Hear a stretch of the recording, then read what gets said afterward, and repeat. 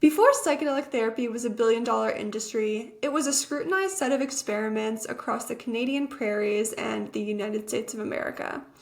And long before psilocybin made headlines, Indigenous communities were practicing plant-based medicine and healing for millennia. And well before clinical trials, set and setting wasn't a protocol, it was just simply wisdom. Hello and welcome back to the integration session. I'm your host, Dr. Elena Koning, and today we're diving into the complicated, surprising, and often overlooked history of psychedelic medicine. My guest today is Dr. Erika Dyck. She's a Canada Research Chair in the History of Health and Social Justice, a professor at the University of Saskatchewan, and also an author of multiple influential books, including her most recent, Psychedelics, A Visual Odyssey. She has spent decades uncovering forgotten stories at the intersection of psychiatry, politics, Indigenous knowledge, and counterculture. In this episode, we're going to take you through the vibrant history of psychedelic science, including some of the lesser-known stories throughout the timeline, and also information that can help us learn from the important history of psychedelics so that we don't repeat its mistakes. I can't wait to learn more, so let's get into it.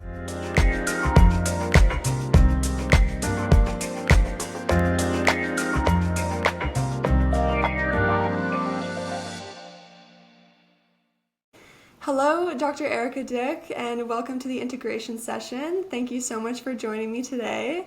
As I become more involved in psychedelic research and I've sort of realized how rich the history surrounding the field truly is, I'm looking forward to sharing some of these key events and also highlighting stories that maybe people don't know about as well, or that might be forgotten in the timeline of psychedelics. So really looking forward to this conversation, and thank you for joining me. Thanks so much for having me here today. Yeah. So we can start, if you don't mind, just introducing yourself and telling our listeners a little bit about how you became interested in psychedelic history. And I know you live in Saskatchewan, so we know that's sort of a key place for a lot of the history. So did that have a role in your studies there at all? Well, it's kind of a slightly embarrassing story, to be honest. So currently, I'm a professor in the Department of History and a Canada Research Chair in the History of Health and Social Justice here in Saskatoon at the University of Saskatchewan. And I started this research, in the late 1990s. I started doing some research for a historian of science in Saskatoon. But I actually went away to Ontario. I lived in Toronto for a little while. I worked at a law firm. And I had done this research for him, but kind of left it on the shelf. I thought I was going to go off to law school, but it kept kind of calling me back. And I was really interested primarily in the politics of experimentation that unfolded in the province.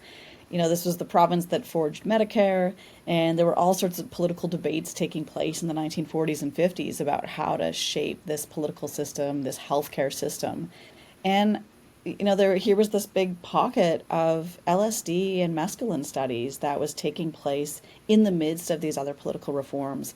And that was kind of what drew me back. I'd worked in politics prior to going into my PhD, and then I ended up going to Ontario to discover that Saskatchewan was the place that was the home of all of these experiments, this place that I grew up in and naively had not stumbled across these before. So it kind of drew me back.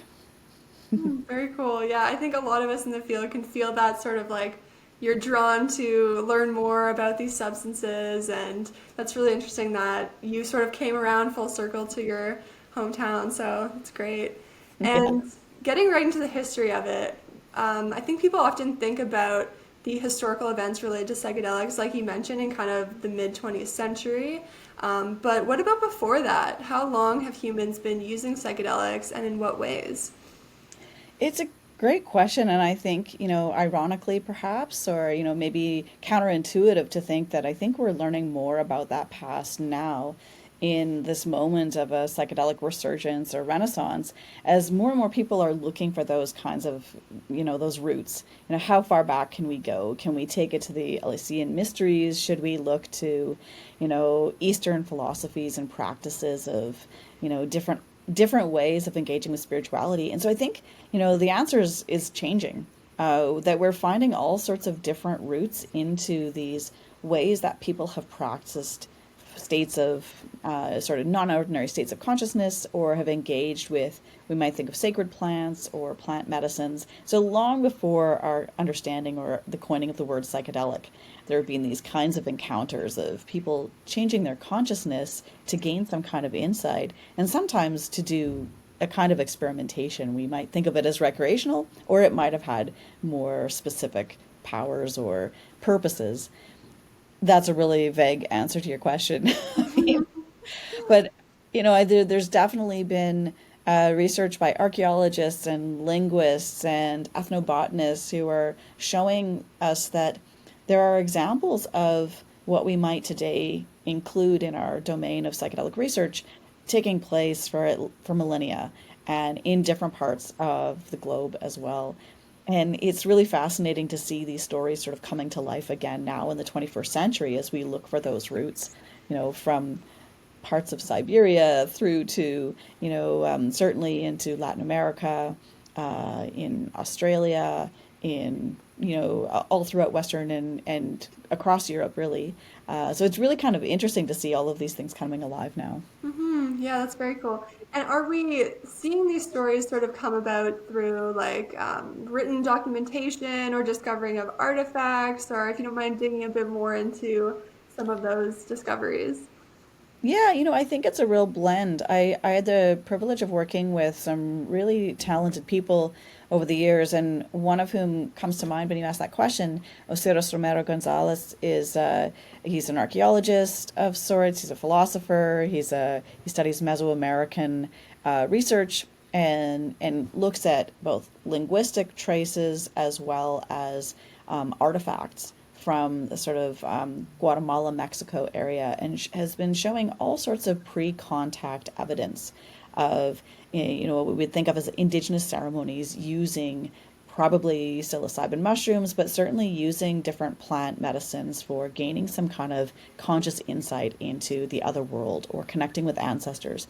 And he's been looking at this through different tapestries, through rock art, and also through a linguistic tradition in the Nahuatl language. So looking at different ways that people have encapsulated these ideas in sometimes even languages that are no longer spoken. So it's a really interesting blend of methods that people are using to unearth these other practices. And that's just one example. Someone who I know is actively working on that. Yeah, really cool. And are these sort of studies sort of discovering the way that psychedelics have been used by these indigenous and ancient communities? Is it mostly as like a healing tool or as a spiritual or recreational, or what sort of way are they using psychedelics? Yeah, again, I think the practices really vary, and then also our ability to interpret those practices. Now, myself, I'm a modern Canadian historian, so I don't have skills at interpreting, rock art, for example, but other people who've done this work suggest that, there's a whole variety of practices. So whether using, I'll say psychedelics just to kind of keep us in that domain, but, whether using different substances, plant-based or animal-based substances to prepare for war, to gain insight into something, to connect with ancestors, to sort of work in both, I guess, across the lines of healing and spiritual arts, but also even into political realms. So that's really kind of running the gamut of a number of different things, and some of which we see today, and some of it maybe we shy away from a little bit. Using psychedelics to prepare for war might not be something that we think of, but we are seeing more and more studies looking into trauma-based therapies, and we might see a different kind of connection there, which has been really modernized in the 21st century. Yeah. And merging from the sort of indigenous ancient use to the more modern use of psychedelics, when were they first introduced to what we call like modern society or modern psychiatry? There are roots that we can see right into the 19th century, sort of end of the 19th century. There's certainly experiments going on and different research that looks not only at the way that substances or chemicals or, again, we're sort of playing with plants and alkaloids here, how those change our consciousness or affect it, but also how to understand hallucinations or how to understand that effect of perceiving that something is there when, others don't share that perception. I won't get into like shared hallucinations, but like even kind of fumbling around, like trying to figure out what is a hallucination. And I think that research kind of attracted a variety of different theories and trying to figure out, are these bad? Are they good? Could they be generative? Should we try to get rid of them? And we tended within Western biomedicine to see those as negative traits that we wanted to get rid of. You don't want to have a hallucination. But there were still a number of people in the 1920s and 30s who looked at hallucinations as something that might be worth studying as a more generative concept. And I think you see ties. Early psychedelic researchers were looking back to some of that research and linking these pieces together. There's a wave of ethnobotanical research that also gets linked into psychiatry. Psychiatrists are looking at what we today think of as maybe culture-bound syndromes, or this like ethnopsychiatry. And again, there's these kind of diverse roots that are feeding this project that is within Western biomedicine, but also is sometimes critical of the way in which it is focusing on, I guess, they're critical of the concentration of symptoms, or the concentration on symptoms, I should say. And they're really interested in understanding what we later come to accept as set and setting. So how does culture interact with our consciousness to produce different ways that we perceive reality? And at the heart, I think, early psychedelic researchers, I'll say like in the 1950s and even in the 1940s, we're looking back to some of those other ways of thinking about how we perceive reality to feed into their own projects. So if we widen the lens a little bit, or widen the scope, we can include quite a long range of influences. And thinking about how psychedelics can teach us a lot about reality and hallucinations, was that sort of involved in the study of schizophrenia and psychosis? Yeah, I mean, the work that I've spent the most time concentrating on is the research that took place in Saskatchewan, and then sometimes comparing it with other places. But here in Saskatchewan in the early 1950s, so beginning in 1951, was the first publication where Humphrey Osmond, who was the superintendent of a major hospital, a psychiatric hospital, was trying to understand how or whether what we would later call psychedelics, what later he would call psychedelics, could mimic psychosis. So he's kind of trying to understand, can we have a new model of schizophrenia? Does that help us to appreciate what psychosis is and what it isn't? And if we can chemically antagonize the body to produce these kinds of symptoms, could we theoretically, do the reverse? Mm-hmm. And that's sort of the premise of some of his early research on the psychomimetic aspects of LSD and mescaline are the two that he first starts looking at. He later adds psilocybin.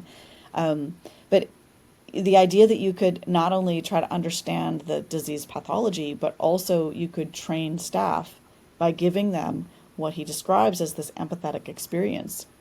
What would it be like if you could temporarily suspend your own sense of reality, or not know how to distinguish reality? How would that affect patient care? Even if we couldn't get to, unraveling the mysteries of schizophrenia at the time, or any other kind of psychotic disorder. And I think, that's a really kind of intriguing hypothesis that, regardless of ameliorating the symptoms, you could nonetheless provide more empathetic care. And a number of people still talk about that, even here where I've had the luxury of interviewing some of the staff who worked with him. Yeah, that's very interesting. And so that's sort of understanding psychosis. And how about in the treatment of, let's say, like mood disorders and alcohol use disorder? When did that start to happen, and where? I mean, they start publishing about this in the early 1950s. It's interesting because, 1952 is when the first DSM comes out. So the first edition of the DSM, of course, there are categories prior to that. But some of the language that they use is even like, it's a bit of a mismatch with the DSM because they're kind of working side by side. It's also, 52 in Canada, at least, is when the first chlorpromazine becomes available. It's a couple of years later in the United States, but the first antipsychotic medications also come in at the same time. So there's kind of, I think, a research frenzy in this moment of both naming disorders, but also looking at the potential treatments. And the the embrace of LSD and mescaline kind of fit into that larger dynamic framework of trying to understand what psychiatric disorders are in this moment. Not that, they're starting from zero, but really starting from an anchor point of creating a catalog that becomes the kind of psychiatric Bible over time. And so in terms of that, I mean, alcohol use disorders are really kind of bouncing in between categories at this time as well. And there's not consensus yet on what something like addiction might be. And they use rough and ready language. There's, like I said, so with that caveat, that like some of them call it different things. But early on, by the early 1950s, there are publications suggesting that there may be benefits to using LSD and mescaline in the treatment, or in at least in the kind of psychotherapeutic context of treating people with, and I'll just say, different substance abuse disorders. Most of that is alcohol, and most of the early most of the early cases are male. But in what I've seen in the hospital reports and in the patient files, there's kind of an interesting blend. Gender plays out in really interesting ways here, because women tend not to be labeled as, say, alcoholic in this case. And again, these are the words that are used at the time. They're like, they come in for depression and they use alcohol to treat their depression. So they fit into a different category, and they don't end up being in that first round of experiments, if you will. So today we might have categorized things a little bit differently. But it's interesting to see that despite the way that people come through the doors of the institution, when they encounter these psychedelic experiences, they have somewhat similar results. That the alcohol or the substance abuse disorder is often considered a veneer of something that lies beneath. And in these psychedelic moments, that's what's revealed. Now, their case charts don't always reflect that. They don't get recategorized as like a mood disorder now, or what we would think as a trauma disorder, but that clearly is coming to the surface through the process of these experiments. Mm-hmm. Yeah. And I want to go back to what you mentioned about sort of the rise of psychiatric medication alongside sort of the introduction of psychedelics in psychiatry, because that sort of happened along the same time as you mentioned, but today we see that psychiatric medication is way more established and way more considered conventional than psychedelic medicine. So what happened there, and sort of what happened throughout the 20th century that caused that sort of delay in psychedelic medicine? Yeah, I've spent so much time thinking about this, and you'd think I'd have a better answer, but I think I'm still trying to work it out a little bit. Um, you know, it's really tempting to see this as a story of, the emergence of big pharma beating up on things that don't fit neatly into big pharma. And I think there is an element to that. There's a case to be made for some aspects of that being true. It is the case that psychedelics did not fit neatly into the emerging trial methodology. So what comes out by the mid-1960s, the sort of primacy of the randomized controlled trial, it really kind of is progressing alongside the development of these other medications and of the disorders, like the Diagnostics and Statistics Manual itself. In the process, though, psychedelics kind of, as more and more research is done on psychedelics, it becomes clear that blinding is really difficult, or creating an active placebo is a really challenging thing to do. So, psychedelic researchers tend to be critical of, in the 1950s, they tend to be critical of the randomized controlled trial, and it kind of puts them outside the framework of that emerging dominant methodology. So that's one piece, and I don't think that's created by Big Pharma, but it facilitated the marketability of certain substances, daily dose substances primarily, over those that required 8 to 12 hours of having someone sit in a room with someone else, the kind of set and setting that becomes really a priority for many psychedelic researchers. So those two things don't fit. And the other thing is, of course, although other conventional psychopharmaceuticals make their way into the streets and have a street value, and we might think about the way that Ritalin moved off the shelves and was being sold in sort of gray and black markets, but psychedelics kind of take the world by storm in terms of moving outside of that clinical space as well, and I think really collided with an emerging frustration whether it's a youth culture or counterculture, it gets a little bit overplayed. But I think, the idea that you could see outside of yourself was appealing to in a recreational context or in a non-clinical context in a way that also made it really challenging for drug regulators to really draw a clear line and say, this is safe, this is not safe.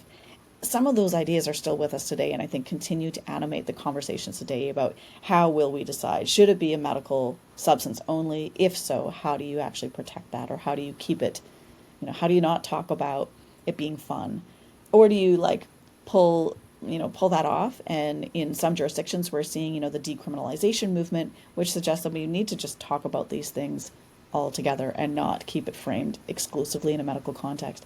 I think a lot of those conversations were taking place, particularly in the 1960s, as psychedelics became part of a kind of household conversation. And so we have a bit of a dress rehearsal in the past, which I think has made people quite nervous about progressing with psychedelics today, because they became associated with something quite reckless, risky, dangerous, even something that might incite violence. And while those stories may be overplayed, I think there are risks that, we haven't quite got a handle on. And I don't think it's clear, or I don't think there's a kind of policy guideline out there that would safely keep them in the medical space or the clinical space. Yeah. And that's that's why I kind of wanted to talk to you today, is the history of psychedelic medicine is so important so that we can learn from what happened and not repeat mistakes. And these substances are so intertwined with culture and politics and music and everything. So yeah, it's very important. And we didn't really talk a lot about the sort of model of psychedelic therapy, so I would love to get into that a little bit. You've mentioned set and setting, and I was just wondering your thoughts on how that psychotherapy model came about. I mean, where did psychiatry learn like the preparation, dosing, integration from? Oh, that's such a great question. I've been recently poring over old manuals to try to get my head around that a little bit as well. That, try to figure out, how did they decide what dose with what combination of music, and how many therapists in a room, or are they therapists, are they friends, are they family, how much should you keep family out, all these sorts of things. And certainly, there's an evolving set of standards, and we got to remember this isn't a pre-digital age where it takes time to type out your plans and then mail them to your friend or colleague somewhere else. So the exchange of information moves at a slower pace. But we also have good records because, people did that. They typed things out and sent copies to their friends. So it's interesting trying to collect these things now. It seems evident that there were a number of different theories as to how to best prepare and, create a safe environment for psychedelic trials. And I'll say trials in a really generic way there. So psychedelic therapy, for example, in England, practiced primarily by Ronald Sanderson, used low doses of LSD and more frequent sessions. And this was a model that was practiced and picked up by a few other places. There are others who felt that the kind of heroic dose or a macro dose was required to sort of have that breakthrough moment first, and then follow up, if necessary or if at all, with smaller doses and continued therapy. In terms of the preparation, I think there was quite a wide range of self-experimentation that took place in the early days. We see this even with Albert Hofmann, maybe accidental at first, but then after a while, to try to get a sense of, how would you implement informed consent? Can you consent to something where you don't know how you will be on the other side? Could it change your personality? Could that other person still consent? So they're debating these questions that are still with us today around how much do you need to have the experience in order to seek consent from someone coming into this environment. So all of those things, I think, were still very much bubbling up on the table, and there wasn't consensus on this. But what seemed to emerge in a more universal sense was that environment mattered, setting mattered. They didn't want to create a mindset where you were expecting a certain kind of result. But by the same token, you wanted to inform people about what might happen. And that was a really sort of intense period of discussion and theorizing. How do you get to that point of explaining what might happen without creating expectations about what might happen? And that was really difficult. So they exchanged, copies of Doors of Perception. They exchanged different personal examples. They told their own stories, and I think that's where therapists having their own experiences were really important, or was seen as an ethical element to this framework, something we see again today. The music is really interesting too, because we hear more from what happened at Spring Grove Hospital in Maryland, for example, where they developed playlists that are still in circulation today. And there are a number of different groups that started bringing in different musical compilations. And one of the things I think is super fascinating here, and I want to explore more, is how much some of the early psychedelic researchers paid attention to Indigenous practices. And we know that some did. We know that Albert Hoffman, for example, met with Maria Sabina and learned a little bit about, practices amongst the Mazatec people. We know that Humphrey Osmond attended a Native American church ceremony. And we know that there were anthropologists also helping to guide some of the discussions with psychedelic therapists. And it's a different kind of musical setting, a different kind of spiritual setting that involves drumming and singing. And that also started to affect the way that we might think of as Western biomedical researchers were incorporating a soundscape into that setting, and sometimes taking those clinical experiences to the side of the hospital, to the edge of it. So you had a private washroom, for example, or it could affect the lighting. So you weren't in this kind of fluorescent lit space where you might hear the noise of other hospitals, but increasingly kind of moving outside of the sort of mainstream clinical space. And I think, to your previous question, that also kind of physically set them apart from some of their other, what we might think of as mainstream colleagues, and made them both feel different and made their colleagues see them as a bit different. Yeah, thank you for explaining that. So yeah, we see that there is a lot of things learned from indigenous communities and ancient knowledge surrounding psychedelics, and maybe I think we could be straying away from that a little bit in sort of modern psychiatry and modern exploration of psychedelics. So how do you see us moving forward and sort of collaborating with those knowledge systems, and how does that have implications for like the regulatory approval of psychedelics? Oh, that's a huge question. I there's so many different indigenous communities, indigenous traditions, and different practices, that to even think about how would we integrate an indigenous practice is, a whole set of questions in and of itself. The group that I've worked more directly with myself is the Native American Church in Canada. So if I use that as an example, which would be very different from an ayahuasca tradition, or different from a psilocybin tradition, of course, but if I just bracket that for a moment, one of the things that I've learned from working with the community is that this is not a matter of, finding certain elements and piecing them in either way, or taking a biomedical morsel and adding it to the ceremony. There are really fundamentally different ways of conceptualizing the place of psychedelics or sacred plants or ceremony. And even our conceptualization of healing in a Western framework is so different when we walk into a ceremony.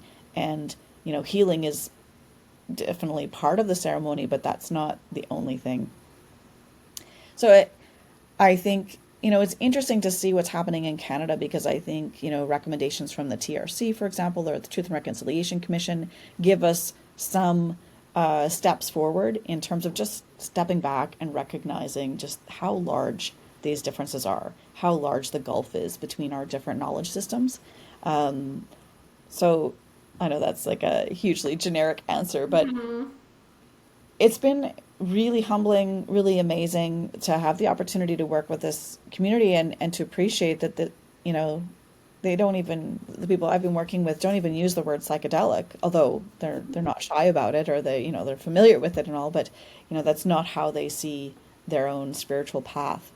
And yet there's a lot that can be learned, I think, even without necessarily imagining that we could integrate these systems. I think that's a long ways off, if ever. But there's a lot to be learned about subtle things like deference and preparation and intention and integration, some of those things that we share in common, but the methods or the approaches are quite different. One is really wrapped in a spiritual ceremonial context that has ritual as part of it. And while we don't necessarily think of ritual maybe in the clinical context, there are elements that could be really helpful to us to just, even if we imagine our own rituals or a different set of rituals, but that kind of cadence of the experience could be really helpful. I think sitting down and listening to each other is a really important part of whatever kind of, again, I don't know if integration is the goal in terms of integrating Indigenous systems. I think, should maybe leave them alone and let them decide what they want to do. Definitely. Um, but there's a lot to be learned just about, how we take care of each other. And whether that involves psychedelics or not, I think our common meeting point of interest in psychedelics can bring us to the same table so that we can learn from each other in a really positive way. I know that's like a really Those are fluid good answer, words. but I've just been really humbled by the experiences of just like learning to take a step back and just listen.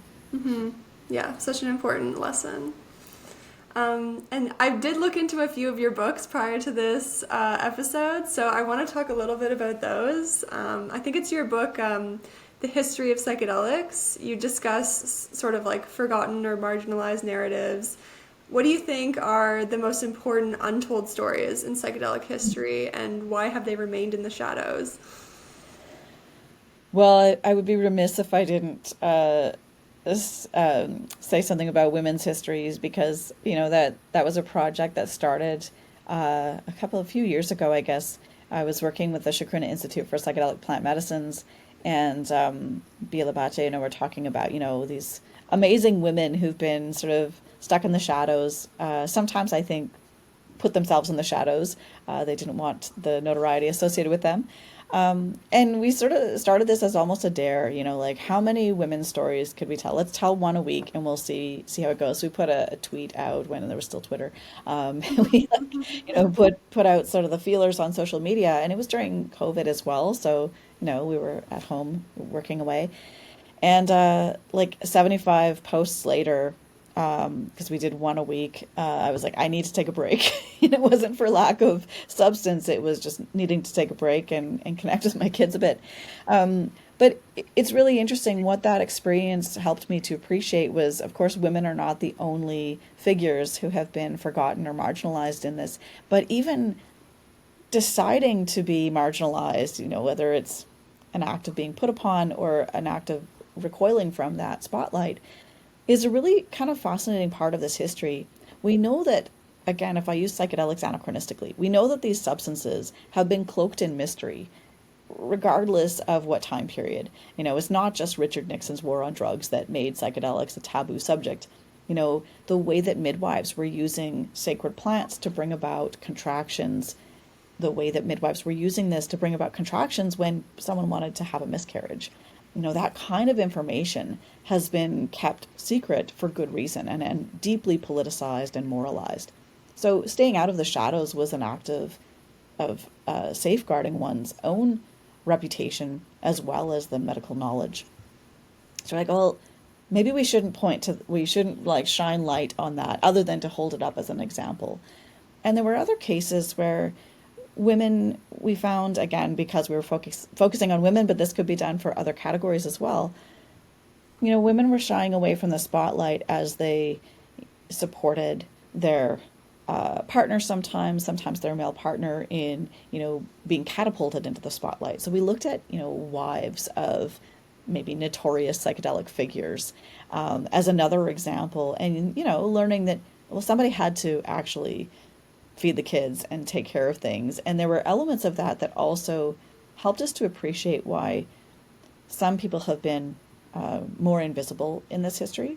And then in other cases, it's, maybe more typical or more expected, blatant examples of Penguin, the publisher, saying, well, we think books sell better with one name on the title instead of two. So even though wife so-and-so was a fundamental part of this, we're just going to lop off her name. And there were examples of that as well, which were, more rallying cries for the feminists amongst us who are, saying like, well, that's actually an active process of making someone invisible. So we tried to sort of showcase a blend of these stories of women who have participated in ways that were lopped out, but also in ways that women have their own history of engagement with psychedelics, and sometimes for good reason didn't want to be part of the spotlight. And that was an effort of protecting the plants and the practice. And then, of course, you can start to intersect that with other ideas. How does that fit into Indigenous cultures? How does that fit into other marginalized or just not even necessarily marginalized, but how does that fit into stories of Muslim women, for example? And we talked to some people in the Muslim community who started also explaining and telling and sharing stories about the different kinds of taboos that intersect with ethnic and religious ideas and morals. So anyway, it just sort of opened up Pandora's box in terms of thinking about so much that we don't know. And some of the stories people do want to tell, and some of the stories remain underground for good reason. Mm-hmm. Yeah, and those are definitely stories that we don't hear a lot about. I mean, we hear a lot about figures like Timothy Leary and all of those events that led up to the scheduling of psychedelic substances, but these are things that we don't really hear about, so I really appreciate you bringing that to light. And what do you hope that scientists and clinicians take away from your work in terms of historical patterns that we should be cautious about repeating, whether in medicalization or commercialization or the inclusion exclusion of certain voices? What do you hope people should take away from your work? This is maybe kind of ridiculous, but I think that one of the things that really draws me to history is, we recognize that things are always messy, that there isn't an obvious path, or we're not necessarily like always making things better. We might be making things worse, and having that perspective can be humbling. It can be really helpful to sort of orient ourselves in this journey, I suppose. And with psychedelics, I think one of my favorite things about psychedelics is that they have historically represented a willingness to think outside the box. And whether that's people taking psychedelics or it's the study around the people that are taking psychedelics, it doesn't have to be that everyone has a shared experience with a certain substance. But in a number of examples throughout time and around the world, we see how psychedelic thinking has generated these moments of whether it's a kind of eureka moment or we see things differently. And I think that's really exciting. And I hope that it might give us some confidence that in this moment today, we're probably not going to solve anything. And this isn't a breakthrough. We're not going to have a magic bullet moment. But there's something that connects us to this enduring evolution of the human spirit to seek out these curious ways or be curious about how to make things different. Mm-hmm. And the jury is out on whether making things different is good or bad. And I think we have a number of examples throughout history as well that show that that is not a preset.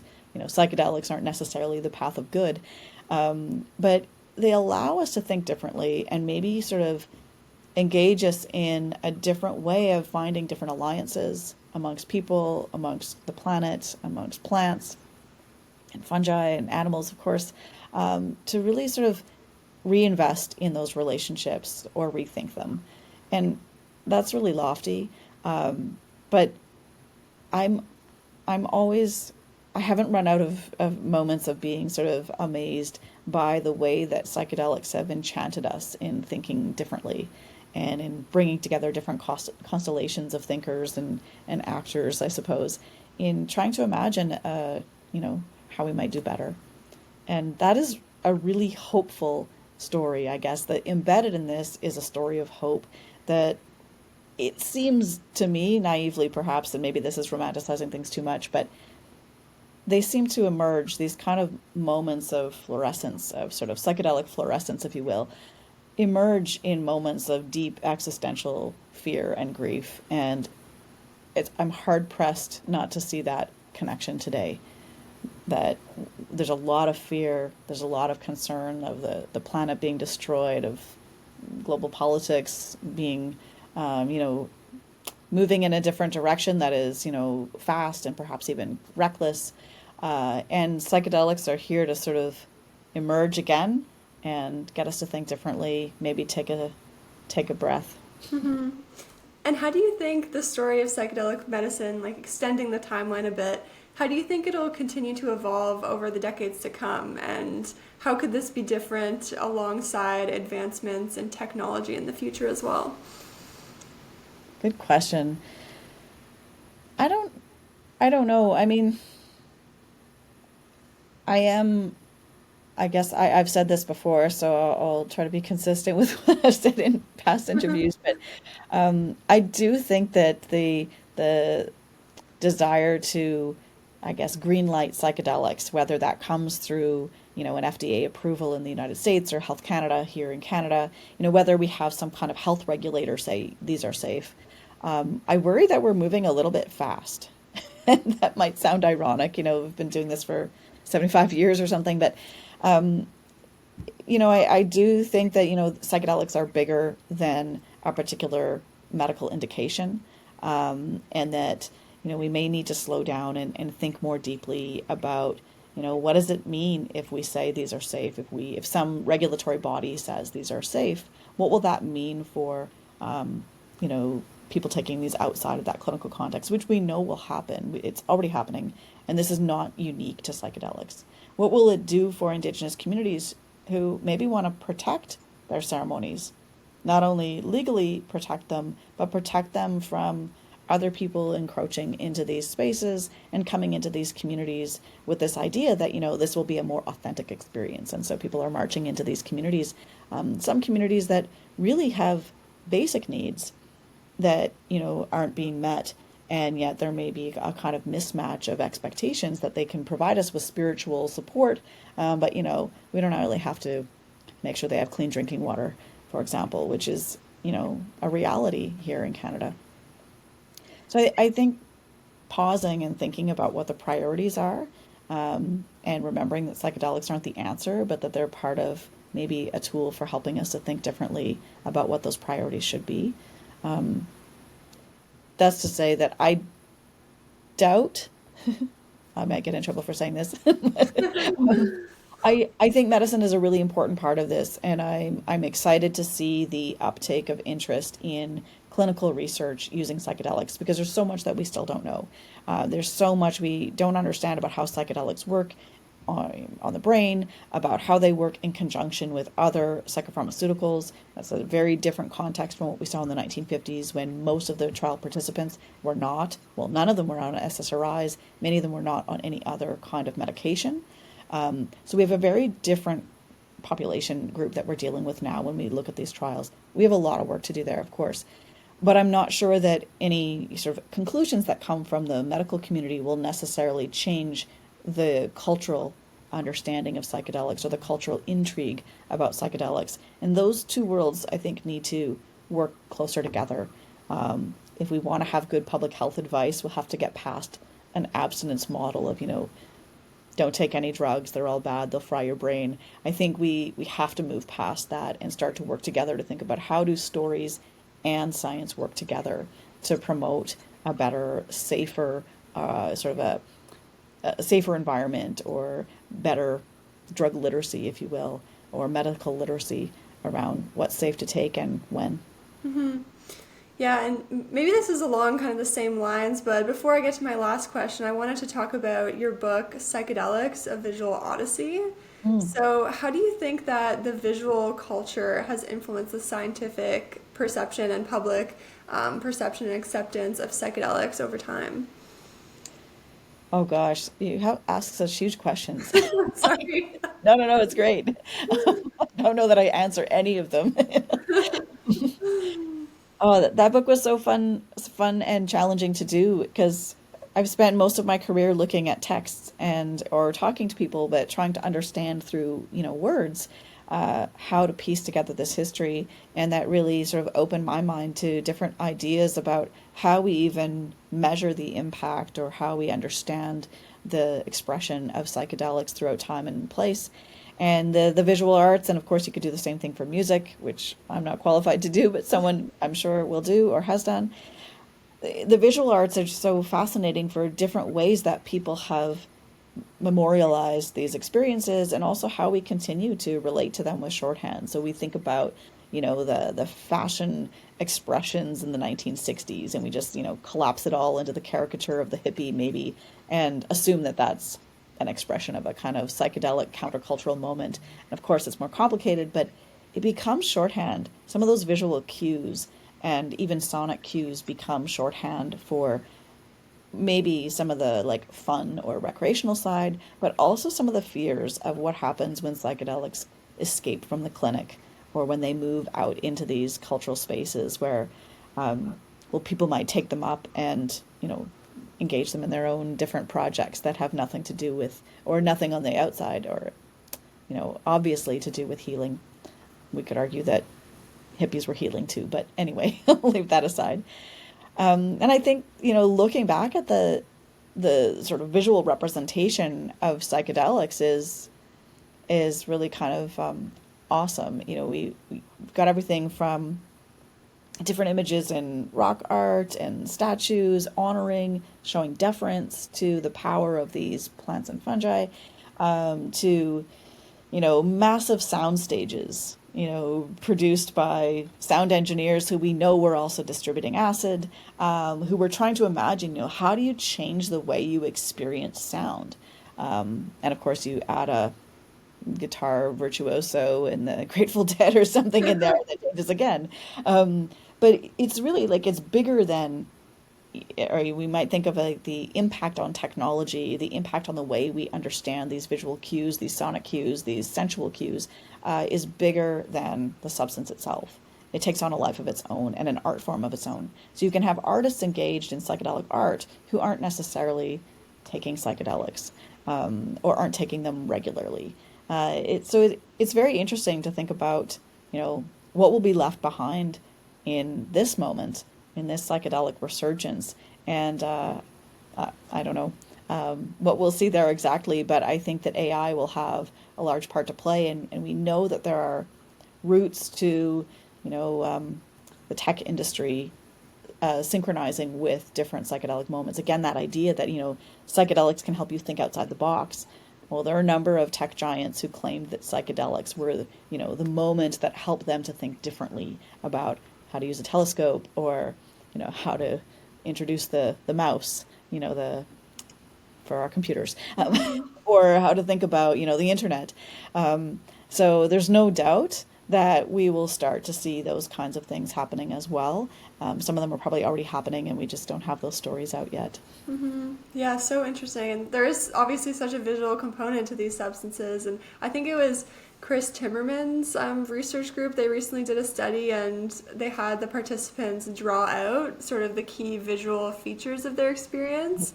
And that was really interesting to see how different they are, and how the figures that emerged, and so much information there that maybe we can't really get from like the conventional questionnaires that we include in studies. So I think that would be a really interesting application too of like the visual side of psychedelics.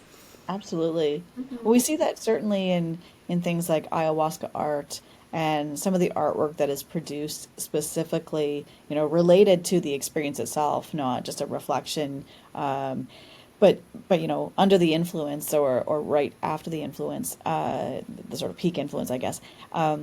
That artwork is so important for making sense of those experiences. We like with the ayahuasqueros for sure, and we've got lots and lots of examples of ways that the artwork helps to not only remember the stories or sort of the mythology around these plant-based experiences, but also to make sense of the individual experience. The dreamlike state or trance-like state that someone enters into can sometimes, connect one with an ancestor. And again, I'm kind of ventriloquizing stories that I've heard from my community now, the community I've been working with, I want to say. And, those capturing it in an image is sometimes much more effective than trying to find the words that capture that same experience. Yeah, like we see in so many scientific papers of like trying to quantify these things with numbers, and I would like Yeah, to see more illustrations and drawings. yeah. Yeah. We see that in the patient files every once in a while because they also had questionnaires in the ones that I've looked at least. And they're writing and then they'll just take to doodling or drawing and saying, "No, no, it's like this." And Yeah. then they're trying to like fit it into a chart and you're right. It's just an awkward blend. Yeah, yeah. Okay, so that brings me to the last question, which is something I like to ask every guest. So, what is a lesson that you think we, like as a society, can learn from the history of psychedelics that will meaningfully apply to everyday life? Sort of like the integration of this history into our lives.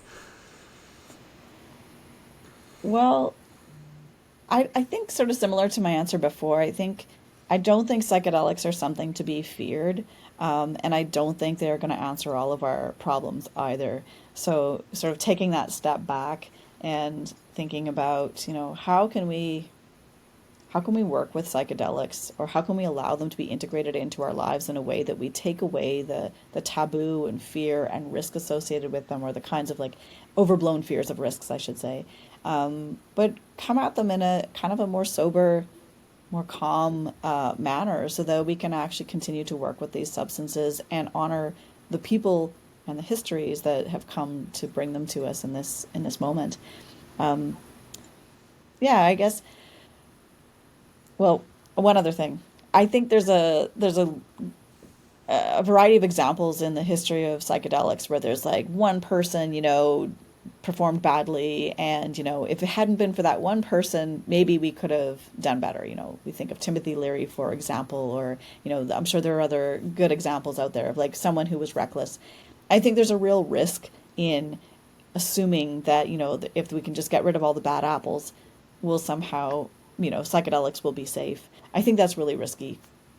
I think we have to be careful about how we learn about these, how we talk about them, how we romanticize them even, so that we can be more clear-headed when it comes to a safe set of practices. And again, that might be a wide variety of practices.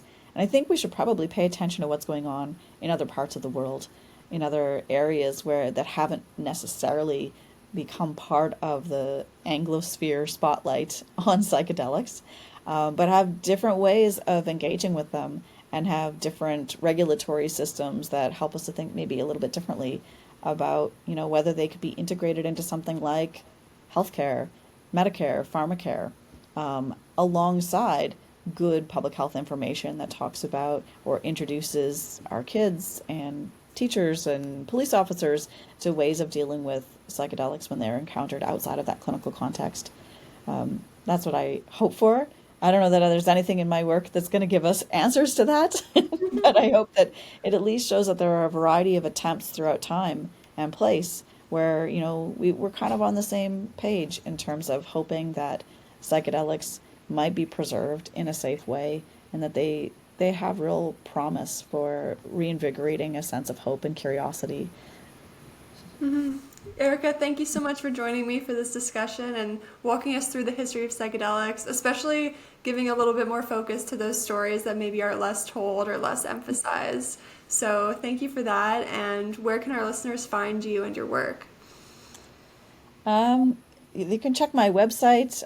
It's just at the University of Saskatchewan. It's on my homepage there, and there are links to some publications and an Audible book series where I talk a little bit more about this history and some of the lesser known stories and some of the more familiar stories as well. But yeah, no, thank you very much for having me, and I really look forward to hearing your other guests. Awesome. Thank you.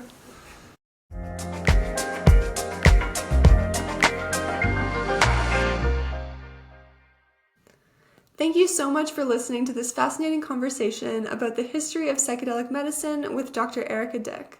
I'd also like to thank the Center for Psychedelics, Health and Research at Queen's University and the support of our sponsors at the Ontario Brain Institute, the Canadian Biomarker Integration Network in Depression, and Providence Care Hospital. Until next time, be well and integrate wisely.